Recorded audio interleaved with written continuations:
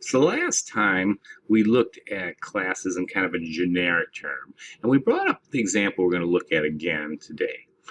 But now we're going to look at it in a specific way to understand it better. And here it is. So if you want to create this, again, we have a list box called output list box toss button, an end form button, and an exit button.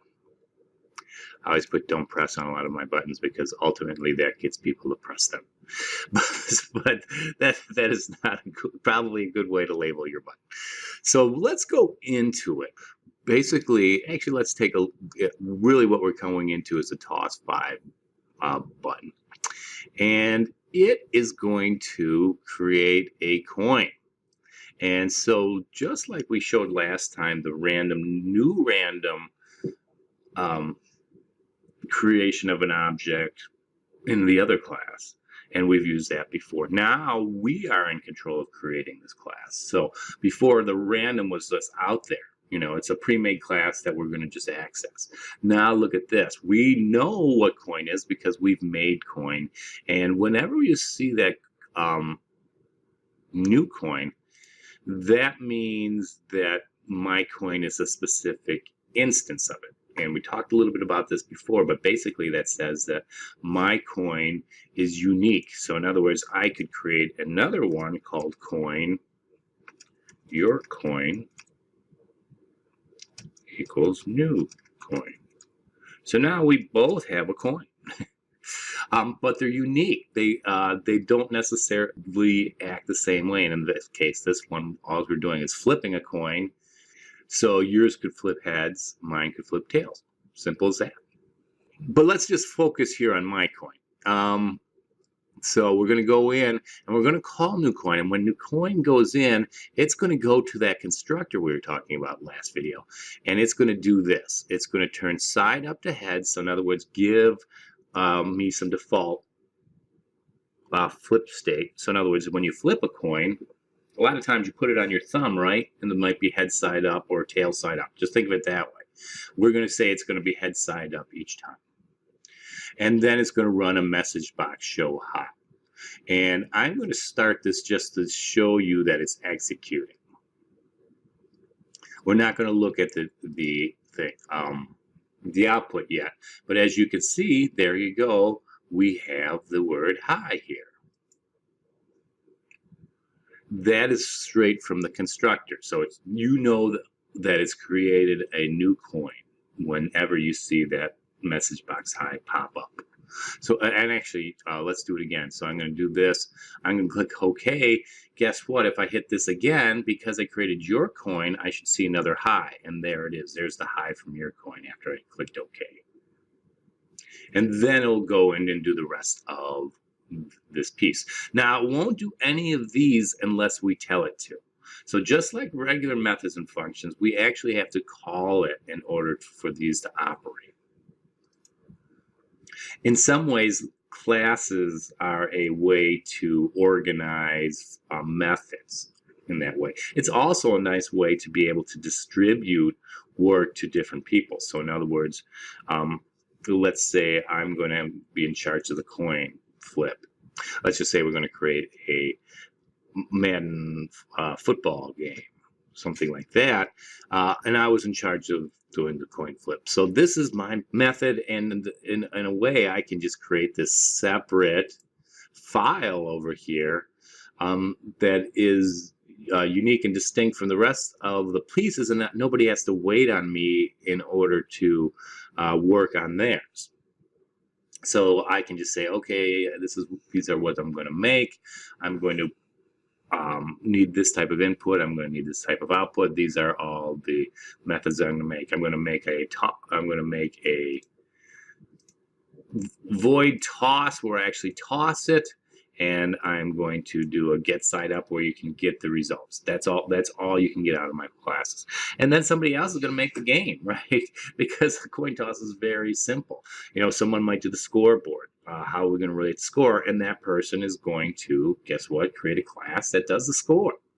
And now 50 people can work because now 50 people can do all of their classes and just explain what you can put into it and what you can take out of it. Pretty good, and then you hook them all up at the end and put them underneath your solution file or under your classes file, whichever one you want to talk about at the current time. Okay, let's get back from that sidebar and let's look at what this is actually doing. So since none of these guys can run, let's go ahead and go back to form 1 and see what happens. So we've done these 2 lines. We've created these 2 coins. It says output list box items clear. All that's doing is going here and removing anything that exists. So each time we hit this button, we get a fresh list here. Then we do a loop. It's called for int count 0 to 5. So in other words, 0, 1, 2, 3, 4 by ones, as you can see. And it's going to go to my coin toss. Now, when you see this period here, that means one of 2 things. It's getting a property from the class, or it's running a method from this class. And what gives it away of which one it's going to do is this. If you see the parentheses, that means we're going to go in and we're going to run a method. Because you don't see an equal sign to the left of it, we know that this is a true method and not a function. So let's go ahead and look for toss in coin. And sure enough, here it is. There's the toss.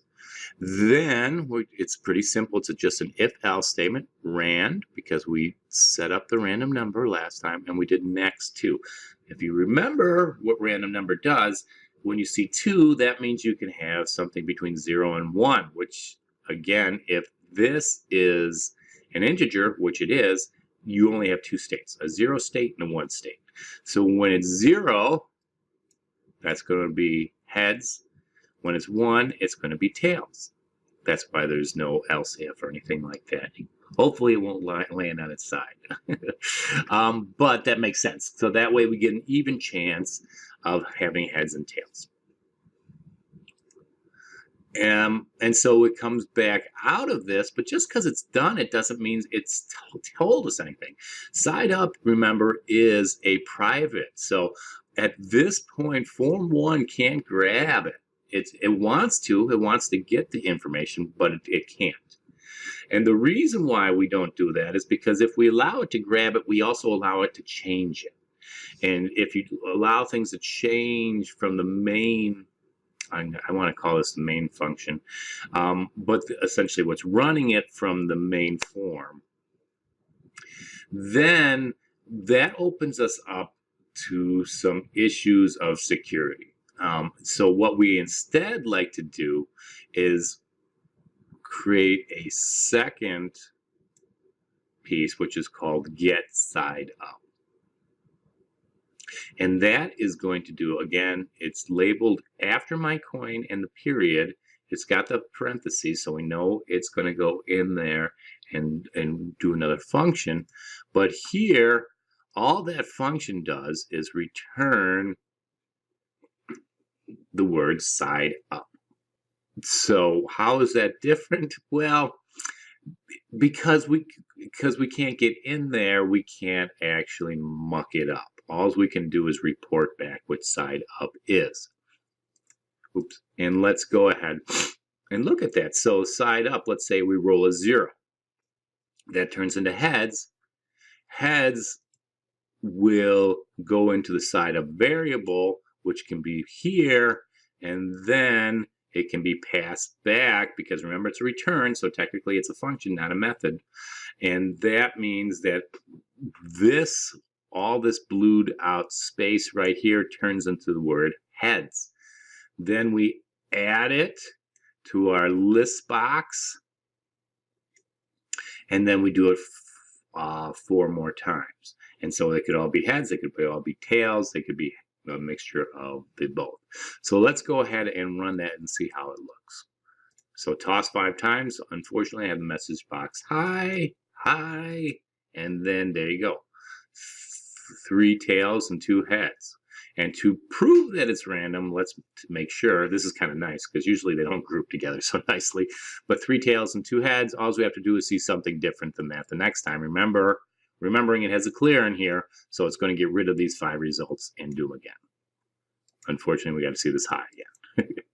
But as you can see there, heads is now in a new mixture of tails, and in fact we got 3 heads this time instead of 3 tails last time, which is perfect because now we have a 50-50 split, right? In 10 rolls we've gotten 5 heads and 5 tails. Perfect. That means our random number is working, at least in the near term, very well. Now finally we get to this point where we know this is working well. We know how these run. We know how to call them from the main form.